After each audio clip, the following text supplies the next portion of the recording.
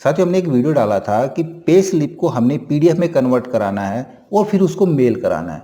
ये हमने वीबी कोड के जरिए आपको बताया था कि एक क्लिक से वो पीडीएफ फाइल जनरेट भी हो जाए और क्लाइंट को मेल भी हो जाए। ये हमने दो तरीके से बताया था, एक तो सिंगल पीडीएफ के लिए और एक बल्क पीडीएफ के लिए। उसमें हमने एक पे स्लिप का और एक सैलरी टेबल का यूज़ किया था।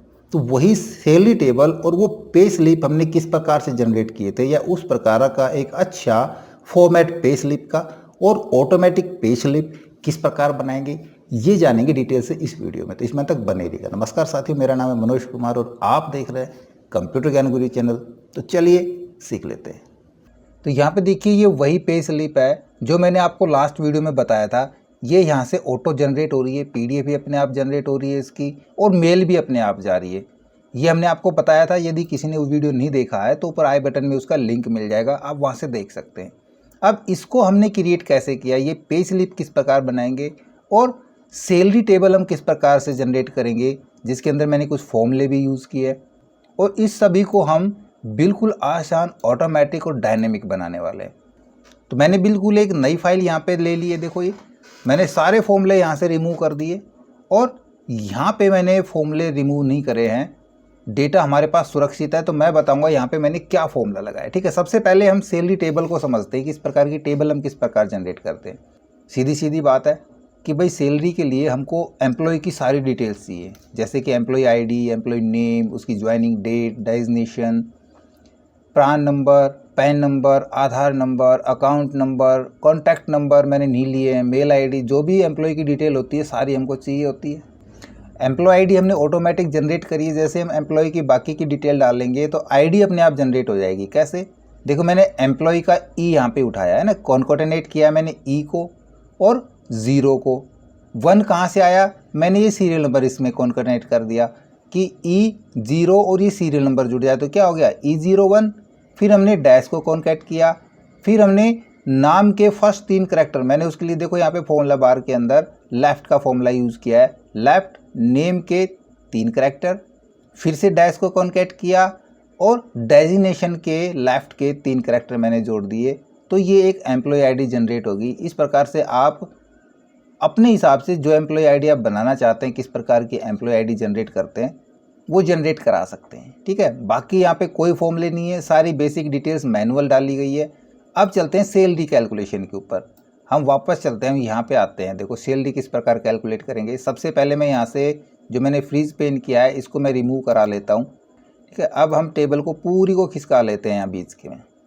अब देखिए, सैलरी ये कौन सी सैलरी है, इसको हम बेसिक पे कह सकते हैं, या जो सैलरी निर्धारित की गई है किसी संस्था के द्वारा, किसी कंपनी के द्वारा, किसी स्कूल के द्वारा, किसी भी एम्प्लॉय की वो सैलरी, उसके बाद उसके वर्किंग डेज, कितने दिन उसने काम किया, और फिर एक्चुअल सैलरी। यहाँ पे देखिए, एक्चुअल सैलरी किस प्रकार कैलकुलेट करेंगे।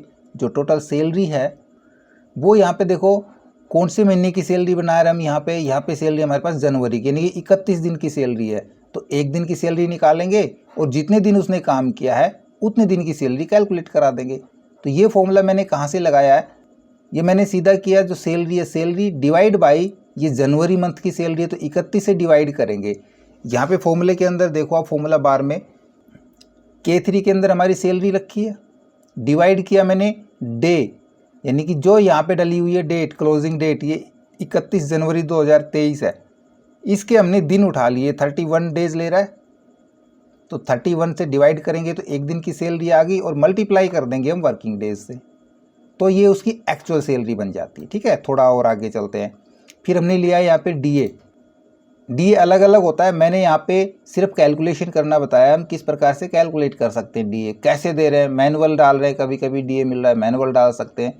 मैंने सिंपल फॉर्मूले से निकाल लिए कि भाई ये हमारे पास कॉलम हो सकते हैं, डीए के, स्पेशल पे के, टीए, एचआरए, ये चीज़ें हमारे पास सैलरी में हो सकती है। तो मैंने इनको, इतने ज़्यादा डेटा को कैसे फिल करेंगे उसके लिए मैंने फॉर्मूले लगाए हैं। डीए को मैंने कैलकुलेट किया है कि जो भी हमारी ये जो यहाँ पे जो वर्किंग डेज है, ये किसी के यदि 25 दिन से ज़्यादा जो काम कर लेता है, कम से कम 25 दिन काम होना चाहिए, 25 से ज़्यादा जैसे ही काम हो गया तब उसको डीए मिलेगा। कितना मिलेगा, वो हमारी एक्चुअल सैलरी का मैंने लिया है, जो एक्चुअल सैलरी आई है उसका 2% डीए निकाल लिया।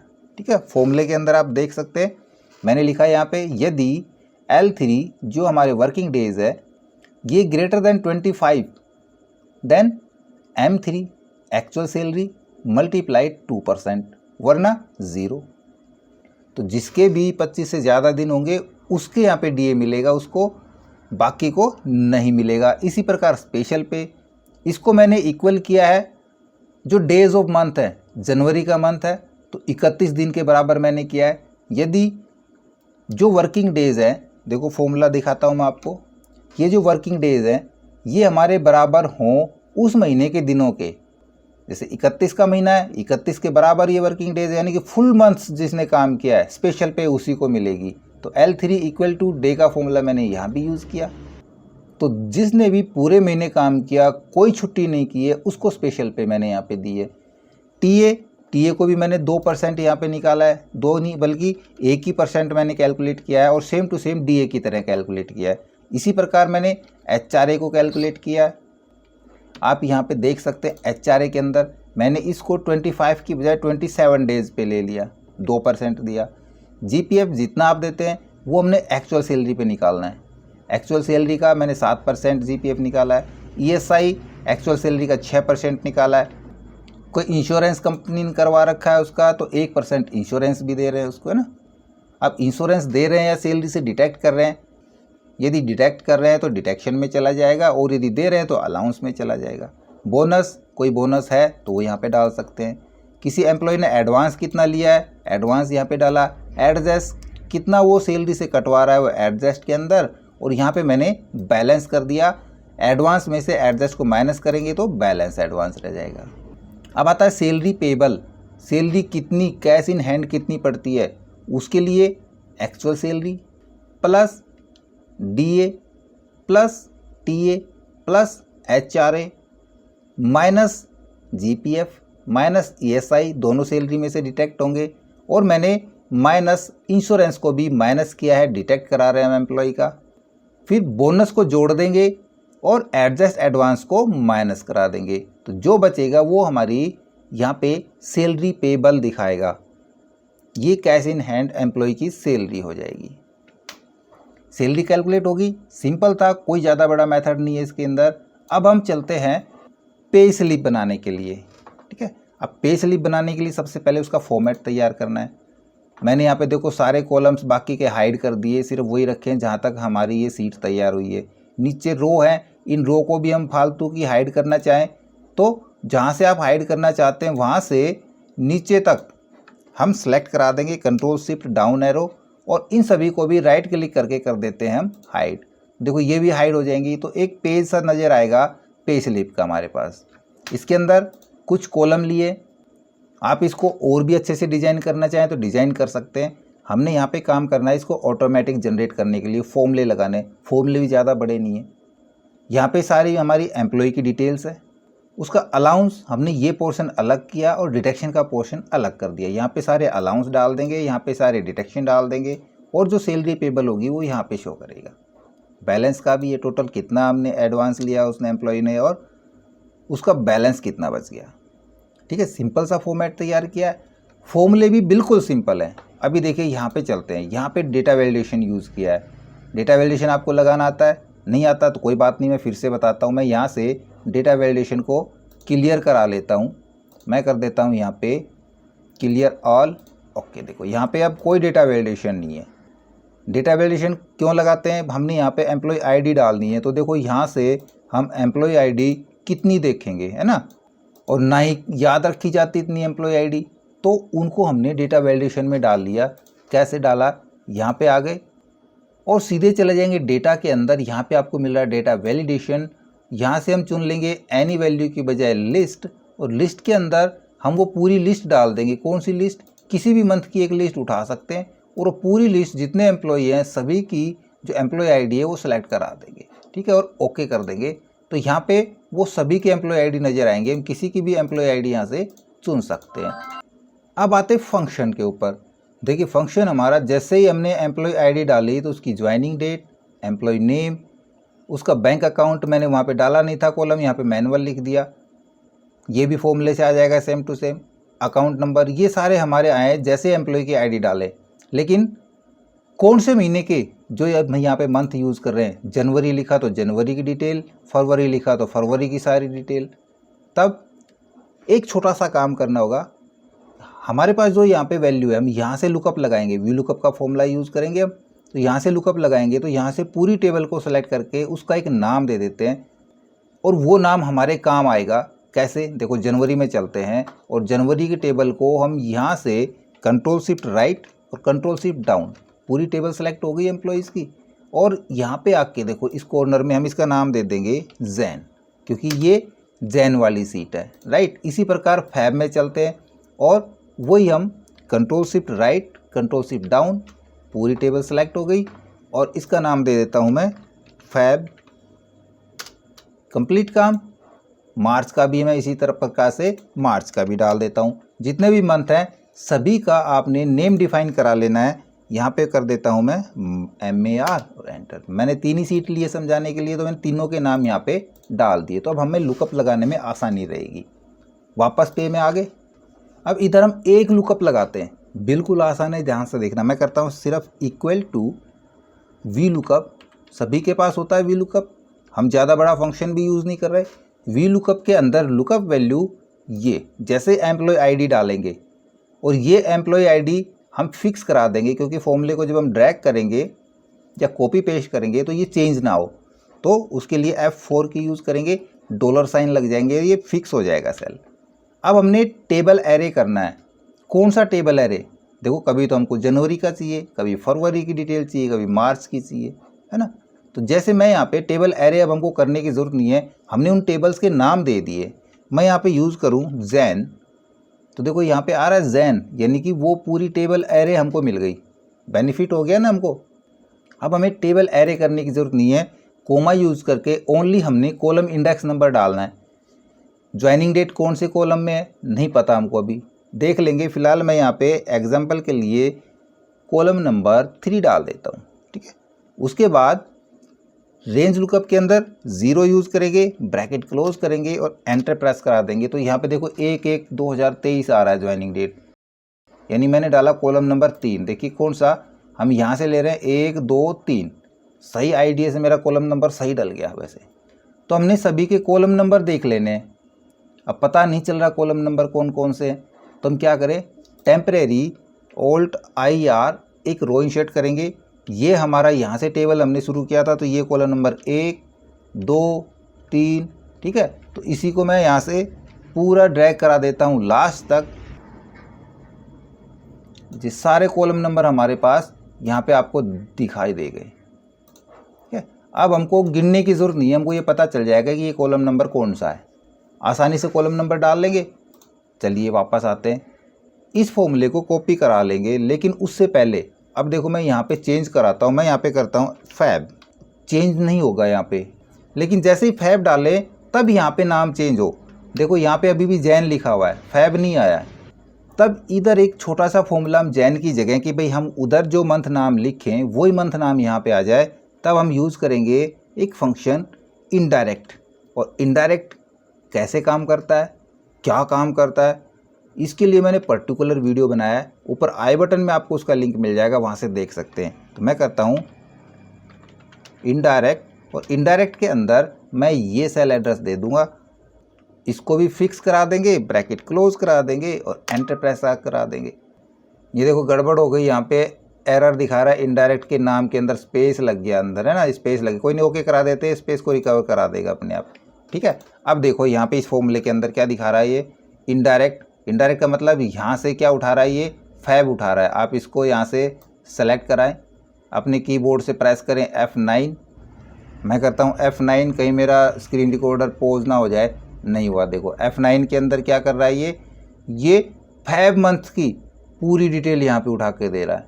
तो इसका पूरा एरे हमको मिल गया उस फाइल का, है ना, उस सीट का मिल गया। तो इसी प्रकार जब हम यहाँ पे मंथ का नाम डालेंगे तो इनडायरेक्टली वो ये मंथ उठा लेगा और उस मंथ की पूरी डिटेल, जनवरी फरवरी मंथ 3 सीट मैंने लिए, उसी सीट के पूरी टेबल अरे दे देगा।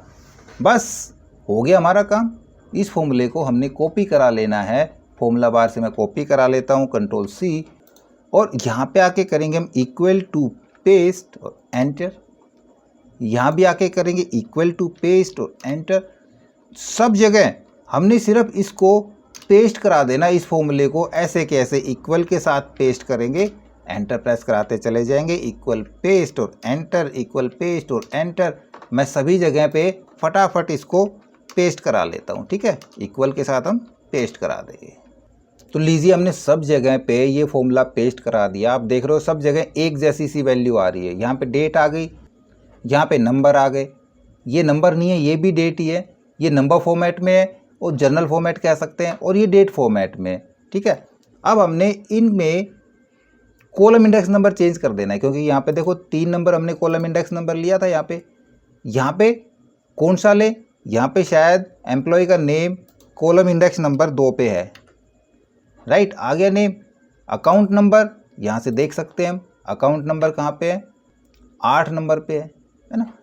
तो इस प्रकार से अब आपको कॉलम गिनने की ज़रूरत नहीं है, सिंपली आप वहाँ पे जाके अकाउंट नंबर लेना है, कॉलम इंडेक्स नंबर 8 डाला, अकाउंट नंबर यहाँ पे आ गए।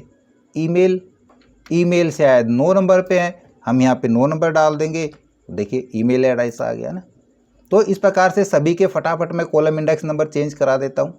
तो सारे के सारे कॉलम इंडेक्स नंबर मैंने यहाँ पे फिल कर दिए। आप देख रहे हो पूरी तरह से अब ये जनरेटेड है। हम किसी भी एम्प्लॉय की यहाँ पे आईडी चेंज कराते हैं, देखो कंप्लीट चेंज हो रहा है। ये फरवरी की है, किसकी, ध्रुवा की पे स्लिप है, जो 7431 रुपये बन रही है। ये कुछ इसका डिडक्शन है, कुछ अलाउंस है। ये फरवरी का है। यहाँ से मैं चेंज कराऊँ जनवरी, यहाँ भी आप डेटा वैलिडेशन यूज़ कर सकते हैं। देखो जैसे जनवरी का किया, इसने जनवरी की डिटेल उठा ली। या फिर मैं करता हूँ यहाँ पे मार्च, तो अब देखिए यहाँ पे मार्च की डिटेल उठा लेता है। अब मार्च की डिटेल हमने किसी दूसरे एम्प्लॉय की देखनी है, तो लीजिए यहाँ से एम्प्लॉय चेंज कर देंगे। कंप्लीट फुल्ली ऑटोमेटिक जनरेट होती रहेगी। अब इसको हमने पीडीएफ में कन्वर्ट कराना है, सीधा क्लिक करेंगे, पीडीएफ में कन्वर्ट हो जाएगी। साथ साथ मेल भी हो जाए उस एम्प्लॉय को इस मेल आईडी के ऊपर, तब मेल भी हो जाए। इसके लिए मैंने बताया आपको, मैंने पहले वीडियो ऑलरेडी बनाया है, ऊपर आई बटन पे आप वीडियो देख सकते हैं। अब हमने इसको प्रोटेक्ट करना है कि यहाँ से हम कोई भी चेंजमेंट ना कर सके। हमने चेंज कहाँ पे कराना है, हमने सिर्फ यहाँ पे एम्प्लॉय आईडी डालनी है और मंथ चुनना है। ये 2 सेल हमारे रह जाए, बाकी पूरी की पूरी शीट प्रोटेक्ट हो जाए। तो इन्हीं दोनों को सिलेक्ट करेंगे, पहले इस पे आएंगे फिर इस पे आएंगे। दोनों को हमने सेलेक्ट कर लिया कंट्रोल के साथ, अपने कीबोर्ड से करेंगे कंट्रोल 1 प्रेस, और यहाँ पे चले जाएंगे हम सीधा लास्ट में प्रोटेक्शन के ऊपर, और इधर दिख रहा है आपको लॉक्ड, है ना, इसको आपने अनचेक करा देना है, बस। ओके, एक काम खत्म। अब बाहर कहीं भी क्लिक करेंगे, किसी भी सेल पे रह सकते हैं, रिव्यू में जाएंगे और यहाँ से करेंगे प्रोटेक्ट सीट। प्रोटेक्ट सीट के अंदर हमने किसको प्रोटेक्ट कराना है, हमने जो पहला वाला है इसको अनचेक रखना है, दूसरे वाले को चेक रखना है, क्योंकि जो सिलेक्टेड सेल है ना उन्हीं को प्रोटेक्ट करना है। और ये 2 हमने पहले सिलेक्टेड रखे ही नहीं, इनका सिलेक्शन हमने हटा दिया, बाकी बच गए हमारे सिलेक्टेड टेक्स्ट, उनको हमने प्रोटेक्ट कराना है। तो हम करेंगे यहाँ पे पासवर्ड, जो भी हम पासवर्ड यूज़ करेंगे, okay, re enter password, then okay, हो गया काम हमारा। देखो बाकी कहीं हमारा कोई क्लिक नहीं लेगा, सिर्फ यहाँ पे और यहाँ पे जहाँ हमने चेंजमेंट कराना है, बाकी पूरी की पूरी शीट हमारी प्रोटेक्ट हो जाएगी। सिर्फ ये चलेंगे, हमने लिंक बना रखे हैं, यहाँ पे मैक्रो लगाया हुआ है, वो आप दूसरी वीडियो में जाके देख सकते हैं। इसके बाद आता है डिटेल डालने के लिए यहाँ पे, कि हम यहाँ मैनुअल डिटेल ना डालें, हम एक यूज़र फॉर्म के जरिए डिटेल फिल करें, कि इसी प्रकार का एक पे स्लिप की तरह का एक यूज़र फॉर्म बनाएं, कि वहाँ पे यदि हम जो भी डिटेल फिल करेंगे किसी भी एम्प्लॉय की, तो वहाँ पे एक नए एम्प्लॉय की डिटेल ऐड हो जाए, या फिर कोई रिमूव करना है तो रिमूव कर लें, किसी को अपडेट कराना है तो अपडेट करा लें। सिर्फ उस यूज़र फॉर्म के जरिए, हमको इतने बड़े डेटा के अंदर जख मारने की ज़रूरत नहीं है। तो उसके लिए मैंने ऑलरेडी वीडियो अपलोड किया हुआ है। आप हमारे VBA एक्सेल VBA के अंदर जाएंगे तो वहाँ पे मैंने प्रोजेक्ट बनाया है, जिसके अंदर मैंने 3 वीडियो डाले, आप तीनों वीडियो देखें, जिसमें पूरी डिटेल से मैंने समझाया है कि हम किस प्रकार से डेटा एंटर करवाएंगे, डेटा को अपडेट करवाएंगे या डेटा को डिलीट करवाएंगे। और एक्सेल के इसी प्रकार के और भी अच्छे वीडियो देखने के लिए नीचे डिस्क्रिप्शन में जाके हमारी एक्सेल प्लेलिस्ट और एक्सेल फॉर बिगिनर्स दोनों प्लेलिस्ट चला के देखें, राइट। आई होप वीडियो आपको जरूर अच्छा लगा होगा। इसी प्रकार अच्छी अच्छी वीडियो देखते रहने के लिए हमारे साथ बने रहे। हमारे वीडियोज़ को ज़्यादा से ज़्यादा हम दोस्तों में शेयर करें, हमें लाइक करें, और यदि नए हैं हमारे चैनल पर तो हम सब्सक्राइब जरूर कर लें।